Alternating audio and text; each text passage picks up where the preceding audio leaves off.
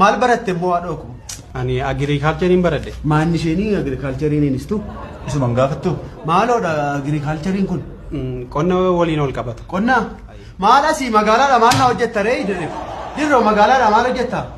Hojiin barbaada gaa'e. Magaalaa keessa qonna naa barbaada? Dhiisi dirriba haasa akkasii dhiisi. Moo gamoorra jallisii naa baasta? Moo konkolaataa dhaabsiste karaa walakkaa naa qotta? Qote kaa kunoo karaan jira asirra dhaqi konkolaataa dhaabsisiiti. Asii shunkurtaa asii hundee diimaa maal naa facaase? Utuma eeguu ta'e lamma dhaqee kun utuu lafa qonnaa eegee wayyuu utuma eegumsa ta'e yoo baay'ee si dhaggeeffadheeti mirga qaba. Waan barbaade dorgomuudhaaf barbaade jiraachuu fi hojii hojjechuu fi mirga qaba. Kanaaf ilaamee dirriba yaadni kee gaariidha. Dorgommii kana dhufuunis gaariidha. Hojiin dhuguma tuffatama. Hojiin. Si galee